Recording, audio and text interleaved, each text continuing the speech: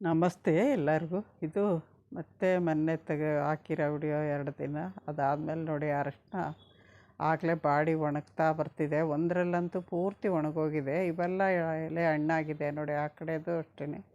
ಆದರೆ ಹಾರ್ವೆಸ್ಟ್ ಮಾಡಬೇಕು. ಇವಾಗ ಹಾರ್ವೆಸ್ಟ್ ಮಾಡೋಕ್ಕಾಗ್ತಿಲ್ಲ, ಅದಕ್ಕೆ ಸುಮ್ಮನೆ ಬಿಟ್ಟಿದ್ದೀನಿ.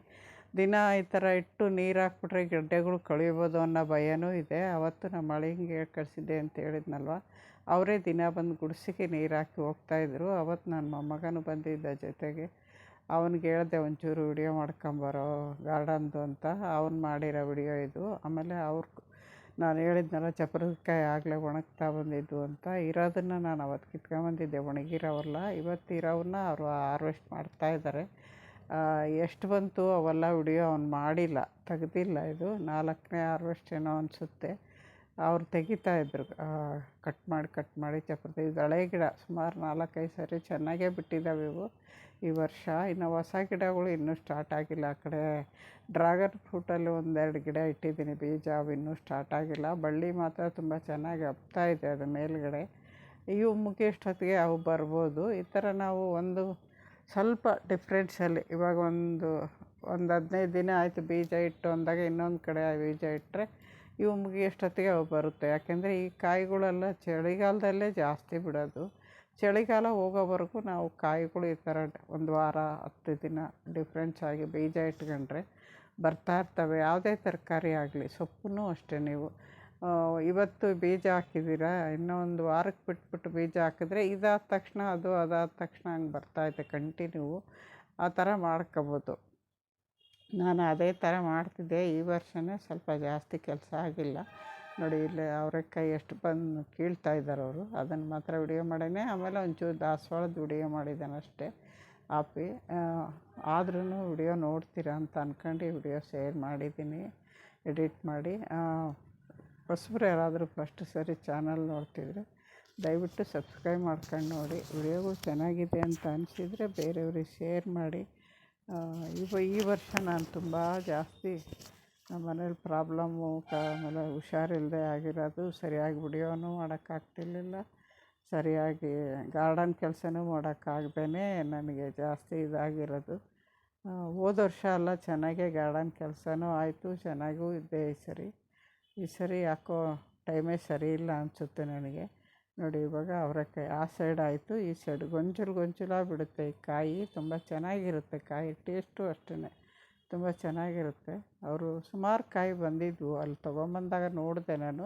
ಒಂದು ಅರ್ಧ KGಯಷ್ಟು ಬಂದಿದ್ವು, ಒಂದು 3-4 ಗಿಡದಿಂದ ಅಷ್ಟೇ. ಅರ್ಧ KG ಅಂದರೆ 1-2 ಈರುಳ್ಳಿ ಹಾಕಿ ಮಾಡಿದರೆ ಸುಮಾರು 4 ಜನ ಇರೋ ಕುಟುಂಬಕ್ಕೆ ಆರಾಮಾಗಿ ಆಗುತ್ತೆ. ಪಲ್ಯಕ್ಕೆ, ಚಪಾತಿಗೋ ರೊಟ್ಟಿಗೋ. ನಾವು ಜಾಸ್ತಿ ಪಲ್ಯನೇ ಮಾಡೋದು, ಸಾಂಬಾರು ಗಿಂಬಾರು ಹಾಕಲ್ಲ. ಚಪಾತಿಗೆ ಒಂದು ಸರಿ ಹಸಿ ಖಾರ ಅಂದರೆ ಹಸಿಮೆಣ್ಸಿನ್ಕಾಯಿ ಹಾಕಿ ಮಾಡ್ತೀವಿ, ಇನ್ನೊಂದು ಸರಿ ಒಣಮೆಣ್ಸಿನ್ಕಾಯಿ ಪುಡಿ ಮಾಡಿರ್ತೀವಲ್ಲ ಅದನ್ನು ಹಾಕಿ ಮಾಡ್ತೀವಿ. 2 ಥರ ಬೇರೆ ಬೇರೆ ಮಾಡ್ತೀವಿ ಹೊರತು ಹುಚ್ಚೆಳ್ಳು ಪುಡಿ ಹಾಕಿ ಅದೆಲ್ಲ ಮಾಡ್ತೀವಿ. ಚೆನ್ನಾಗಿರುತ್ತೆ, ಚಪಾತಿಗೆ ರುಚಿಯಾಗಿರುತ್ತೆ. ಯಾರು ಹಾಕ್ಕೊಂಡಿಲ್ಲ ಅಂದರೆ ಸೆಪ್ಟೆಂಬರಲ್ಲಿ, ಮುಂದಿನ ವರ್ಷಕ್ಕೆ ಹೇಳ್ತಾಯಿದ್ದೀನಿ, ಸೆಪ್ಟೆಂಬರು ಅಕ್ಟೋಬರಲ್ಲಿ ಹಾಕ್ಕೊಂಬಿಟ್ರೆ ನಿಮಗೆ ಈ ಥರ ಕಾಯಿ ಸಿಗುತ್ತೆ. ಇಲ್ಲ ಅಕ್ಟೋಬರಲ್ಲಿ ಹಾಕ್ಕೊಂಡ್ರೂ ಅಕ್ಟೋಬರ್, ಸೆಪ್ಟೆಂಬರ್, ನವಂಬರ್ಗೆಲ್ಲ 2-3 ಸರಿ ಹಾರ್ವೆಸ್ಟ್ ಮಾಡ್ಬೋದು. ಈ ಥರ ಮಾಡ್ಕೊಬೋದು. ಈ ಥರ ನಿಮಗೆ ಎಲ್ಲೂ ಕಟ್ಟೋಕ್ಕಾಗಿಲ್ಲ ಅಂದರೆ ಅದೇ ಹೇಳಿದ್ನಲ್ಲ, ಆ ಸೈಡೊಂದು ಈ ಸೈಡೊಂದು ಲಾಸ್ಟಲ್ಲಿರೋ ಪಾಟ್ಗಳಿಗೆ ಚಿಕ್ಕ ಚಿಕ್ಕ ಕೋಲು ಉಣ್ಬಿಟ್ಟು ನೀವು ದಾರ ಕಟ್ಟಿ ಹಬ್ಬಿಸ್ಕೋಬೋದು. ಹಬ್ಬಿದಂಗೆಲ್ಲ ಬಳ್ಳಿ ತರಕಾರಿ ಎಲ್ಲ ಈ ಹಬ್ಬಕ್ಕೆ ಎಷ್ಟು ಜಾಗ ಕೊಡ್ತೀವೋ ಅಷ್ಟು ಚೆನ್ನಾಗಿ ಬಿಡುತ್ತೆ. ಆಮೇಲೆ ಅವತ್ತೊಂಚೂರು ಹೂವು ಇದ್ವಂತೆ, ಅದನ್ನು ಹಾರ್ವೆಸ್ಟ್ ವಿಡಿಯೋ ಮಾಡ್ಕೊಂಬಂದೆ, ಕೀಳಲಿಲ್ಲ. ಯಾಕೆಂದರೆ ನಾನು ಪೂಜೆ ಮಾಡೋಂಗಿರಲಿಲ್ಲ, ಅದಕ್ಕೆ ಪೂಜೆ ಹೂವು ಗಿಡದಲ್ಲೇ ಬಿಟ್ಟಿದ್ವಿ ಅವತ್ತು. ಆಪಿನೂ ನೋಡ್ತಾಯಿತ್ತು, ಅವರಿಬ್ಬರು ಬಂದಿರೋದು. ಇನ್ನೂ ನನ್ನ ಮಗ ಊರಲ್ಲಿ ಇರಲಿಲ್ಲ, ಅದರಿಂದ ಅವರೇ ಇಬ್ಬರು ಬಂದು ಮಾಡಿ. ಅದಾದ ಒಂದೇ ದಿನಕ್ಕೆ ಮತ್ತೆ ನಾನು ಜಾಸ್ತಿ ಹುಷಾರಿಲ್ಲದೆ ನನ್ನ ಮಗಳ ಮನೆಗೆ ಹೋಗಿದ್ದಾಯಿತು. ಅದೆಲ್ಲ ಖುಷಿ. ಈ ಸರಿ ಒಂಥರ ಖುಷಿ, ಒಂದು ಸರಿ ಬೇಜಾರು, ಆಮೇಲೆ ಕೆಲಸ ಇಲ್ಲದೆ ಇರೋದು ಎಲ್ಲ ಈ ವರ್ಷ ಪೂರ್ತಿ ಕಲಿತು ಬಂದಿರೋದು ನನಗೆ. ಎಲ್ಲನೂ ಮಿಕ್ಸ್ ಆಗಿದೆ ಈ ಸರಿ. ಹೇಳ್ತಾರಲ್ಲ ಸಿಹಿ ಕಹಿ ಬೇಜಾರು ಎಲ್ಲ ಸೇರಿದೆ ಈ ವರ್ಷ. ನೋಡ್ಬೇಕು ಬರೋ ವರ್ಷ ಹೆಂಗಿರುತ್ತೋ ನನಗೆ ಗೊತ್ತಿಲ್ಲ. ಇದು ಗಿಡಗಳೂ ಅಷ್ಟು ಚೆನ್ನಾಗಿಲ್ಲ, ಮನೆಯದು ಒಂಚೂರು ಏನೋ ಪ್ರಾಬ್ಲಮ್ ಇತ್ತು. ಇವಾಗ ಮತ್ತೆ ನಮ್ಮದು ಎಲ್ಲ ಸರಿ ಹೋಗಿದೆ, ಅದೊಂದು ಖುಷಿ ಆಯಿತು. ಆದರೆ ಸ್ವಲ್ಪ ನಾನು ಮೈ ಸರಿ ಇಲ್ಲದೆ ಇರೋದು ಚೆನ್ನಾಗಾಗಿ ಮೊದಲ ಥರ ಲವಲವಿಕೆಯಿಂದ ಓಡಾಡಿದರೆ ಸಾಕು ಅಂತ ದೇವರಲ್ಲಿ ಕೇಳ್ತಾ ಇದ್ದೀನಿ. ನಾನೇ ಸರಿಯಾಗಿ ಟೆಸ್ಟ್ ಮಾಡಿಸ್ಕೊಳ್ದೆ ಅದನ್ನು ಜಾಸ್ತಿ ಮಾಡ್ಕೊಂಡಿದ್ದಾಯಿತು. ಜ್ವರ ಅಂತ ಜ್ವರಕ್ಕೆ ನೋಡಿಸ್ಕೊಂಬಿಟ್ಟು ಅದು ಜಾಸ್ತಿ ಆಗಂಗೆ ಆಯಿತು. ಏನು ಮಾಡೋಕ್ಕಾಗಲ್ಲ, ನಮ್ಮ ಹಣೆ ಬರಹದಲ್ಲಿ ಎಷ್ಟಿರುತ್ತೋ ಅಷ್ಟೇ, ನಮಗೆ ಅದೇನಾಗಬೇಕೋ ಅದೇ ಆಗಬೇಕು. ಇದು ಬೀಜದಿಂದ ಬಂದಿರೋದು, ಅವತ್ತು ಒಂದು ಹೂವು ಬಿಟ್ಟಿದೆ. ಆಮೇಲೆ